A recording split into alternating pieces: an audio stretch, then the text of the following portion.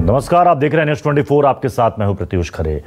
Lockdown को बढ़ाने या फिर खत्म करने को लेकर आज राज्यों के मुख्यमंत्रियों के साथ प्रधानमंत्री नरेंद्र मोदी ने बैठक की और इस बैठक में कई राज्यों के सीएम ने 3 मई के बाद भी लॉकडाउन बढ़ाने की अपील की और माना जा रहा है कि अधिकतर राज्यों के मुख्यमंत्री इस बात पर भी सहमत है कि लॉकडाउन में अचानक ढील नहीं दी जानी चाहिए। पीएम मोदी ने बैठक में कहा कि देश में लॉकडाउन का फायदा हुआ और दूसरे देशों की तुलना में भारत की स्थिति अभी अच्छी है। हालांकि पीएम ने साथ ही यह भी कहा कि कोरोना के खिलाफ लड़ाई को हमें धैर्यपूर्वक लड़ना होगा। अब सवाल है कि पीएम के साथ मुख्यमंत्रियों की बैठक में आज क्या क्या हुआ और 3 मई को किस राज्य से आएगी राहत की खबर। हमारे साथ कुछ खास मेहमान जुड़ रहे हैं इस चर्चा में। हमारे साथ हैं गुरबख्श सिंह कोहली जी, वाइस प्रेसिडेंट है FHRAI के। हमारे साथ डॉक्टर अजय कुमार, स्पोक्सपर्सन है आम आदमी पार्टी के, वो हमारे साथ जुड़ चुके हैं। बीजेपी से हमारे साथ चारू प्रज्ञा हमारे साथ इस वक्त जुड़ चुके हैं। डॉक्टर अजय, 3 मई को यानी कि अगर अभी से काउंट किया जाए तो 6 दिन के बाद क्या लग रहा है आपको, क्या स्थिति होगी? क्या ढील देने की स्थिति में होंगे तमाम राज्य? अगर मैं दिल्ली की बात करूं तो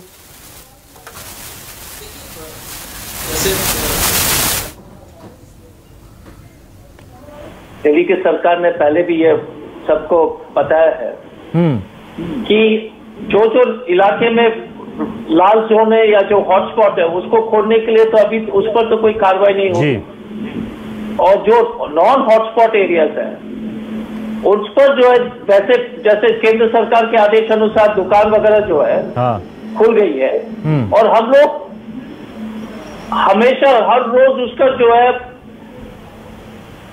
जांच करके पता लगाएंगे कि कहां का जो है इकोनॉमिक एक्टिविटी हम लोग शुरू कर सकते हैं और कहां हम नहीं कर सकते हैं। लेकिन पूरी जो है जिम्मेदारी के साथ हमको जो है इस पर कोरोना के जो है लॉकडाउन को खोलने के लिए जो है हमको निर्णय लेना पड़ेगा क्योंकि एक तरफ अर्थव्यवस्था जरूर है लेकिन जिस तरह से पेशेंट्स जो आ रहे हैं तो हमें सुनिश्चित करना है कि कोरोना कंट्रोल भी हो जाए और अच्छा डॉक्टर अजय, दिल्ली सरकार ये कह रही है कि देखिए कोरोना का कितना विपरीत और बुरा असर पड़ा है। अप्रैल में 3500 करोड़ पिछले साल ये टैक्स दिल्ली गवर्नमेंट के पास आया था और इस बार मात्र 325 करोड़। दिल्ली सरकार पहले भी कह चुकी है, अरविंद केजरीवाल कह चुके हैं कि हमारे सामने लोगों को, कर्मचारियों को वेतन देने का बड़ा संकट है लेकिन फिर भी हम देंगे। कैसे सारी चीजें मैनेज हो पाएंगी अगर 3 मई के बाद भी लॉकडाउन मान लीजिए 2 हफ्ते के लिए भी बढ़ जाता है? कैसे चीजें मैनेज होंगी? देखिए, कुछ तो प्रदेश को ओवरड्राफ्ट फैसिलिटी के अलावा केंद्र सरकार से जो मदद की आवश्यकता है और वो केंद्र सरकार एक फाइनेंस प्लान, एक आर्थिक नीति सभी प्रदेश के लिए लाने की आवश्यकता है क्योंकि सबकी हर एक प्रदेश की स्थिति जो है बहुत ही संकट में है और केंद्र सरकार को कोई पैकेज हर एक प्रदेश को देना ही पड़ेगा। नहीं तो हर एक कोई भी प्रदेश अपने कर्मचारी हो या डॉक्टर हो या किसी भी पदाधिकारी को पैसे देने के लायक नहीं रहेंगे। तो एक तरफ हम लोग को वैसे जगह पर अपने जो है आर्थिक एक्टिविटी शुरू करनी चाहिए जहां पर कोरोना का कोई पेशेंट नहीं हो और जहां जहां येलो जोन है वहां पर धीरे धीरे करके शुरू करें। हॉटस्पॉट पर पूरी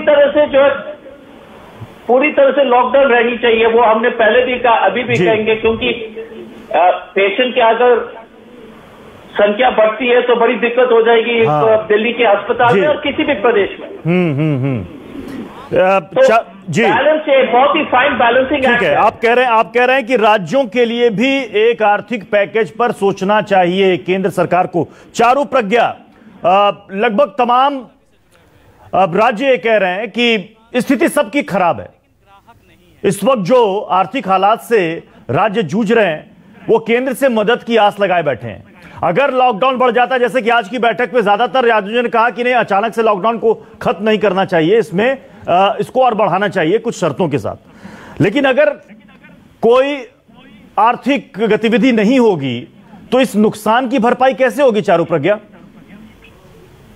देखिए, सबसे पहले तो प्रत्युष जी, आज भी मोदी जी ने ये कहा है कि कुछ दिनों में वो फाइनेंस मिनिस्टर से वापस मिलेंगे और आर्थिक स्थिति को कैसे स्थिर रखना है और कैसे पहले जैसे लेवल पर लेकर जाना है, इसकी जिम्मेदारी बखूबी से सरकार निभाती आ रही है और आगे भी निभाएगी। पहले भी 1.70 लाख करोड़ का पैकेज डिसाइड हुआ था, रिलीज हुआ था, और ये आगे भी होगा। और हम इंतजार करेंगे अगले 2 से 3 दिनों में, जब भी वित्त मंत्री के साथ प्रधानमंत्री जी की बैठक होगी, उस बैठक में क्या निर्णय लिया जाता है।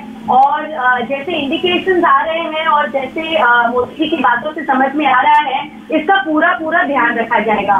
देखिए, सबसे महत्वपूर्ण बात लॉकडाउन के बारे में ये है कि आज जैसे मोदी जी कहते आ रहे हैं, जान है तो जहान है। जिस तरीके से भारत का रिस्पॉन्स है कोविड-19 को लेकर, जिस तरीके से हमने अभी तक कंटेन करके रखे हैं numbers of infected people, number of death, ये सबसे ज्यादा जरूरी है।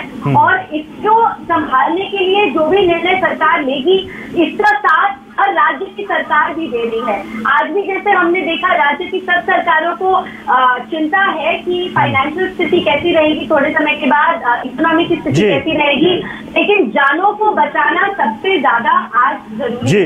लेकिन चारू प्रज्ञा जी, प्रधानमंत्री ने पिछली बार ये कहा था कि जान भी देखना जरूरी है और जहान भी देखना जरूरी है। जहान से मतलब इंडिकेशन साफ था कि हमें अपनी आर्थिक गतिविधियों को भी देखना होगा, आर्थिक हालात को आप इग्नोर नहीं कर सकते। बिल्कुल, और सरकार ने इग्नोर नहीं किया है। जिस तरीके के रिलीफ पैकेजेस किसानों के लिए, लेबरर्स के लिए दिए गए हैं, जिस तरीके से राशन की संख्या जो एक जरूरतमंद ले सकता है वो बढ़ा, लेकिन निजी कंपनियां चाह रही हैं, प्राइवेट सेक्टर, चारू प्रज्ञा, प्राइवेट सेक्टर ये चाह रहे हैं कि निजी कंपनियों के बारे में भी सरकार सोचे। कई लोगों की नौकरियां जा रही हैं, लोगों के वेतन में कटौती की जा रही है। संस्थान मालिक ये कह रहे हैं कि हमारे पास आपको देने को पैसा नहीं है, वो केंद्र सरकार की तरफ आस लगाकर बैठे हैं।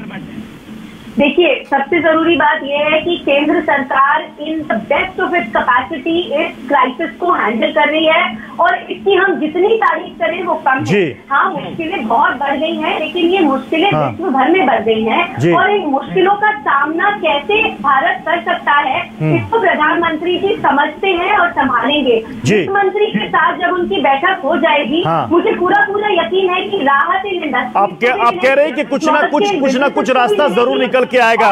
राधिका खेड़ा भी हमारे साथ जुड़ चुकी है। राधिका खेड़ा, जो बात चारू प्रज्ञा कह रही है और प्रधानमंत्री ने भी आज कहा कि देखिए, बहुत ज्यादा चिंता करने की जरूरत नहीं है, भारत में आर्थिक हालात अच्छे हैं, और जो चारू प्रज्ञा कह रही हैं कि इसको लेकर वित्त मंत्रियों के साथ बैठक होगी, एक खाका तैयार किया जाएगा, राज्यों की जो परेशानी है, प्राइवेट सेक्टर की जो परेशानी है, उस सब के बारे में केंद्र सरकार कुछ ना कुछ हल जरूर लेकर आएगी।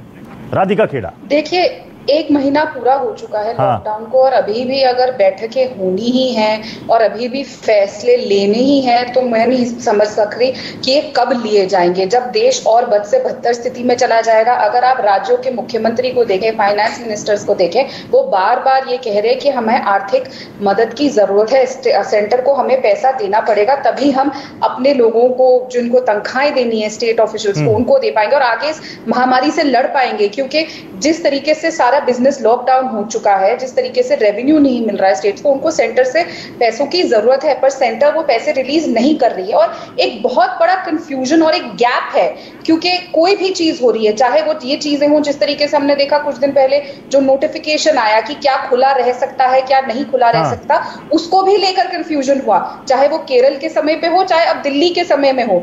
यहाँ पे एमएचए का नोटिफिकेशन आ जाता है, आधी चीजें जो नहीं भी खुलनी थी दिल्ली में वो खुल जाती है, और राज्य सरकार कहती है, मुख्यमंत्री जी कहते हैं कि अब हमारे बस में नहीं है कि जो चीजें नहीं खुलनी थी उनको हम बंद करा सके।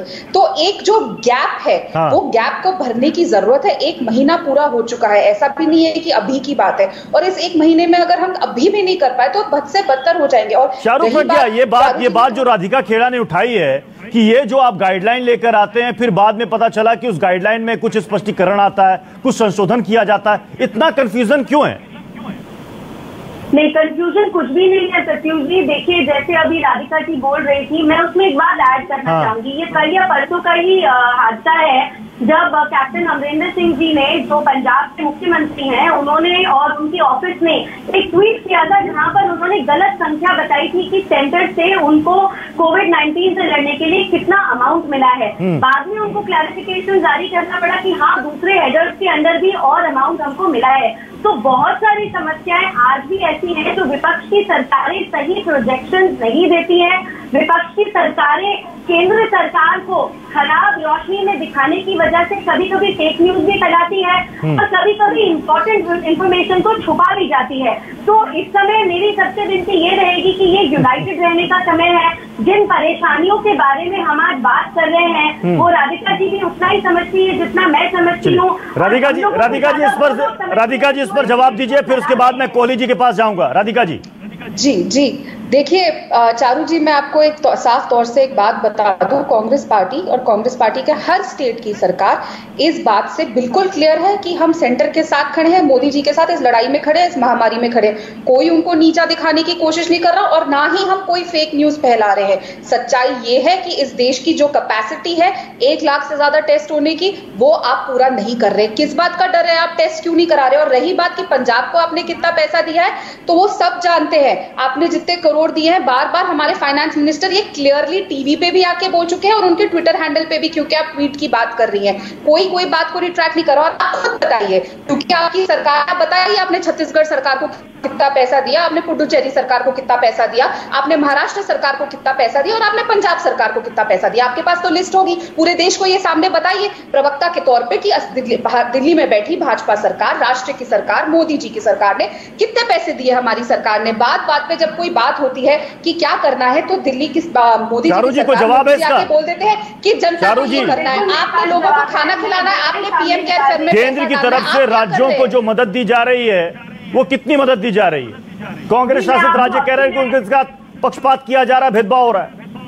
नहीं, बिल्कुल कोई पक्षपात और भेदभाव नहीं हो रहा। जिस पंजाब सरकार की बात मैं कर रही थी, उनके ट्वीट में 70 करोड़ के आसपास का संख्या बताई गई थी, लेकिन पंजाब को 823 करोड़ से ज्यादा अमाउंट मिला है केंद्र सरकार से, लेकिन वो अलग अलग हेडर्स के अंदर मिला है। अगर आप वो सारे हेडर्स जोड़कर नहीं बताएंगे तो ये मिस इन्फॉर्मेशन फैलाना है। आप मुझे प्रदेश का नाम बताइए, मैं आपको अमाउंट बताती हूँ। महाराष्ट्र को 2824 करोड़ मिला है। आप जिस प्रदेश का नाम बोलेंगे मैं लिस्ट लेकर बैठी हूँ। सरकार का काम इस समय सिर्फ इस बात को देखना है कि हमारे देश में सबसे कम लोग इस बीमारी से पीड़ित हो, सबसे कम लोगों का इस बीमारी से देहांत हो।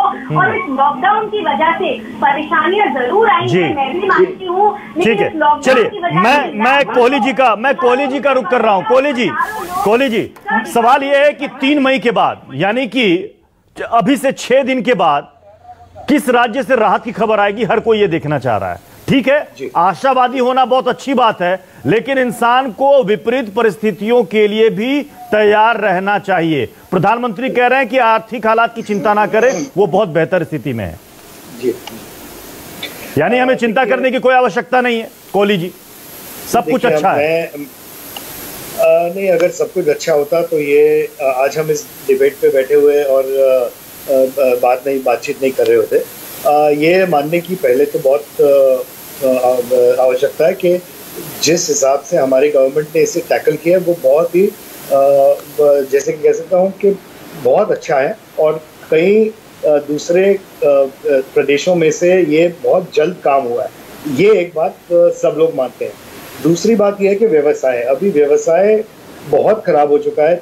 जब लॉकडाउन के बाद ये क्या खुलेगा क्या नहीं खुलेगा ये किसी पता नहीं है, ना मुझे पता है ना आपको पता है, ये सिर्फ गवर्नमेंट को पता है। वो भी मुझे ऐसे लगता है कि वो देख रहे हैं। हाँ। और जो राइट बात है, जो उस वक्त स्थिति होगी वो उस समय वो निर्णय लिया जाएगा। हम अब इस आते हैं हमारे सेक्टर में जो कि हॉस्पिटैलिटी और टूरिज्म सेक्टर है। ये सबने माना है, हमारे सरकार ने भी माना है कि, और ये हर एक आदमी ने माना है कि ये सबसे ज्यादा हिट सेक्टर है। हाँ। लेकिन अब ये सिर्फ बातों से और मान लेने से कुछ नहीं होगा। जैसे कि कहते हैं कि words alone will not save jobs. ये हमें पता है कि ये जब आप इसे एक्सेप्ट कर रहे हैं कि ये सबसे ज्यादा हिट सेक्टर है, ये सबसे ज्यादा व्यवसाय भी पैदा करता है और रेवेन्यू भी पैदा करता है, तो इसे क्यों इग्नोर किया जा रहा है? हम नहीं कह रहे कि ये जान के किया जा रहा है। हम भी जानते हैं कि हम किस स्थिति में, और हम भी लाइफ को लाइवलीहुड से ज्यादा मानते हैं। लेकिन सिर्फ बातों से कुछ नहीं होगा। हाँ। अगर आप एक लेकिन कोहली जी अगर मान लीजिए, मैं सिर्फ मान लीजिए अज्यूम कीजिए कि 1 महीने के बाद ये कोरोना संकट काफी हद तक कंट्रोल में आ जाएगा, क्या उसके 1 महीने के बाद, यानी कि 2 महीने के बाद, ये जो सेक्टर जिस पर सबसे ज्यादा मार पड़ी है, चाहे वो टूरिज्म सेक्टर हो या आप कह रहे हैं हॉस्पिटैलिटी, होटल, रेस्टोरेंट, ये व्यवसाय, क्या 2 महीने के बाद इसको वापस पटरी पर लाने के लिए सरकार के पास कोई ऐसी प्लानिंग तैयार है? मुझे नहीं लगता सरकार के पास अभी भी कोई प्लानिंग तैयार है, और ना ही 2 महीने के बाद होगी। 2 महीने में कुछ नहीं होने वाला। हाँ। हमको पता है कि हॉस्पिटैलिटी और टूरिज्म जो एक ही सेक्टर है, कोई ट्रैवल नहीं करने वाला। हाँ। अब कोई प्लेन से नहीं जाने वाला, कोई ट्रेन से नहीं जाने वाला। तो आप ये समझ लीजिए कि ये सेक्टर 1 साल पिछड़ गया है। 1 साल में आपको 8 महीने, सवाल है कि इस 1 साल में आप कह रहे हैं कि सेक्टर पिछड़ गया है, इस 1 साल में जितने लोगों के पास काम नहीं होगा वो क्या करेंगे, वो क्या खाएंगे, परिवार को कैसे चलाएंगे? समस्या छोटी नहीं है, बहुत बड़ी है। एक छोटा सा ब्रेक के बाद जल्द लौटेंगे, इस चर्चा को आगे बढ़ाएंगे।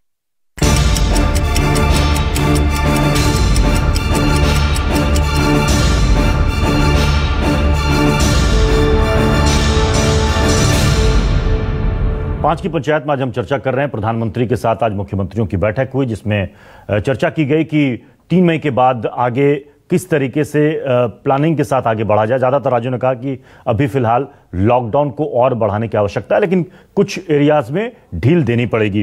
डॉक्टर अजय, बहुत ज्यादा दिनों तक, लंबे वक्त तक लॉकडाउन को लागू करना मुनासिब भी नहीं होगा, प्रैक्टिकली भी ये संभव नहीं हो पाएगा, क्योंकि जो जोन बांटा गया, green zone, orange zone, red zone, हो सकता है 14-15 दिनों में कोई मामला नहीं है, अचानक से 15वें-16वें दिन अचानक से 10-15 केस आ गए। ऐसा दिल्ली के साथ और अन्य राज्यों के साथ भी हुआ है। आपको नहीं लगता कि अंत में कोई ना कोई एक ठोस फैसला करना पड़ेगा, चाहे वो पब्लिक ट्रांसपोर्ट हो, बसें हो डीटीसी की, या मेट्रोज हो, या फिर दुकानें हो, वहां पर या तो बसों में सीमित यात्री सफर करें, या फिर दुकानों में ऑड इवन के हिसाब से उनको खोलने की अनुमति दी जाए, और वहां पर पुलिस ये सुनिश्चित करे कि लोग सोशल डिस्टेंसिंग का पालन करें? डॉक्टर अजय, देखिए प्रत्युष जी, 2 चीजें हैं। हाँ, एक तो आपको फाइनेंशियल एक्टिविटी शुरू करना ही पड़ेगा जी, क्योंकि जिस तरह से अर्थव्यवस्था पर चोट पहुंचाई जा रही है। लेकिन सबसे बड़ी कमी इसमें क्या है कि जब तक हम लगातार टेस्टिंग नहीं करेंगे, हम कभी नहीं पहचान कर पाएंगे कि कहाँ समस्या है। और ये भारत का, और चारू जी इस चैनल में है, तो मैं उनसे अनुरोध करूंगा कि सभी पूरे देश में, दिल्ली में खासतौर से, लेकिन पूरे देश में एक तो टेस्टिंग की व्यवस्था होनी चाहिए, और बहुत ही बड़े पैमाने में उसकी आवश्यकता है। दूसरा क्या है कि बहुत सारे ऐलान हो चुके हैं कि ये मदद की जाएगी, वो मदद की जाएगी। एक उदाहरण मैं आपको देना चाहूंगा कि वित्त मंत्री जी ने कहा कि 1,70,000 टन दाल की जो वितरण होगी, लेकिन 1 महीने में प्रदेश में अभी तक सिर्फ 17,000 टन की जो है वितरण हो चुका है। मतलब है कि सिर्फ 10% जिसको आप मदद पे पहुंचा रहे हैं, वो मदद पहुंच नहीं पा रहा है। तीसरी बात क्या है कि जैसे हमारे कोहली जी ने ठीक कहा कि हर एक उद्योग के अपने अलग समस्या है। लघु उद्योग की एक समस्या है, आपको जो है मध्य MSME का जो मीडियम स्केल इंडस्ट्री के, मैं चारू प्रज्ञा से इसका जवाब ले रहा हूं। चारू प्रज्ञा जी, डॉक्टर अजय कह रहे हैं कि जो जिस मदद का ऐलान वित्त मंत्री की तरफ से किया गया, वो निचले स्तर पर तरीके से नहीं पहुंच पा रही है। चारू प्रज्ञा, तरीके से करी जा रही है, वो फेज वाइज है। दूसरी बात, बहुत जरूरी बात यह है कि जो प्रधानमंत्री का जैम ट्रिनिटी था, जनधन से लेकर आधार से लेकर मोबाइल को लिंक करने का जो एक पूरा सिस्टम हमारे देश में चलाया गया था, इस जैम ट्रिनिटी की वजह से आज कोई भी फिल्टरिंग नहीं है, आज कोई भी पैसा इधर से उधर नहीं हो सकता। जो जरूरतमंदों के नाम पर सरकार ने लिखा है वो डायरेक्ट सबके अकाउंट में पहुंचता है। सबके अकाउंट से लिंक है आधार। लेकिन राधिका खेड़ा, अगर लोगों के अकाउंट में पैसा पहुंच भी गया, अगर लोगों के अकाउंट में पैसा पहुंच भी गया, लेकिन दुकानें खुलेंगी नहीं, तो वो खाएंगे क्या, राशन लाएंगे कहां से? राधिका जी बिल्कुल, बार बार हम यही बात कह रहे हैं और मैं एक बार फिर से स्पष्ट कर दूं, क्योंकि चारू जी ने फेक न्यूज फैलाने की बात कही थी, तो आपके चैनल पे बैठ के जो वो अपने मुखपत्र की फैलाई हुई एक खबर, एक आर्टिकल को पढ़ के, वो लिस्ट मेरे पास भी है चारू जी, मैं फिर आपको क्लैरिफाई कर दूं, सेंटर ने पंजाब को सिर्फ 71 करोड़ रुपीस दिए हैं और जो बाकी जो इंस्टॉलमेंट्स आई है उसका कोविड रिलीफ फंड से कुछ लेना देना नहीं है, वो स्टेट्स का, राज्यों का शेयर है जो सेंट्रल गवर्नमेंट को टैक्सेस में उनको देना पड़ता है। तो कृपया न्यूज चैनल पे बैठ के ये फिर अपने मुखपत्र की तरह झूठी खबर ना फैलाएं। अब आते हैं बात पे कि कैसे दुकानें खुली जाएंगी। मैं बार बार फिर से एक ही बात दोहराऊंगी कि सेंटर को, राज्य सरकारों को साथ लेकर चलना पड़ेगा। जिस तरीके से राज्य सरकारें सेंटर के साथ चलने को तैयार है, जैसा सेंटर चाहती है वो करेंगे, लेकिन जब तक आप बराबरी से उनको साथ लेके बताएंगे नहीं, एक नोटिफिकेशन निकाल देंगे, इतनी कंफ्यूजन होगी, क्या खुलना है क्या नहीं खुलना है। कंफ्यूजन की वजह से हमने देखा किस तरीके से बांद्रा स्टेशन पे लोग इकट्ठे हुए, कंफ्यूजन की तरीके से हमने ये भी देखा कैसे कुछ एयरलाइंस ने टिकट्स बेचनी शुरू कर दी। इस महामारी में दरअसल राजनीति को दूर रखकर मिल बैठकर के उपाय करना पड़ेगा, क्योंकि हर कोई इससे प्रभावित हुआ है। कोई राज्य ऐसा नहीं है कि जो कि इससे अछूता है, हर राज्य इससे कहीं ना कहीं प्रभावित हुआ है और हर लोग इसको लेकर चिंतित है कि आगे क्या होगा। और इसी बात को लेकर आज प्रधानमंत्री ने मुख्यमंत्रियों के साथ बैठक भी की है कि कैसे 3 मई के बाद क्या लॉकडाउन को बढ़ाना है, नहीं बढ़ाना, कहां ढील दी जाए, कैसे दुकानें खोली जाए, कैसे आर्थिक गतिविधियों को दोबारा पटरी पर लाया जाए, इसको लेकर चर्चा हुई। इसलिए होप फॉर द बेस्ट, उम्मीद की जानी चाहिए कि 3 मई तक कुछ अच्छी खबर आए ताकि लोगों को कुछ ढील मिले, फायदा मिले और आर्थिक गतिविधि धीरे धीरे पटरी पर आने शुरू हो जाए। बहुत बहुत शुक्रिया आप सभी का 5 की पंचायत में जुड़ने के लिए। एक छोटा सा ब्रेक, देखते रहिए न्यूज़24। अगर आपको हमारा ये वीडियो पसंद आया हो तो इसे लाइक और शेयर जरूर करें। अगर इस वीडियो पर आपकी कोई राय है तो नीचे कमेंट भी कर सकते हैं। और हाँ, देश और दुनिया की तमाम खबरों से वाकिफ रहने के लिए अभी सब्सक्राइब करें न्यूज़ 24 का यूट्यूब चैनल। न्यूज़ 24, निष्पक्ष खबरें।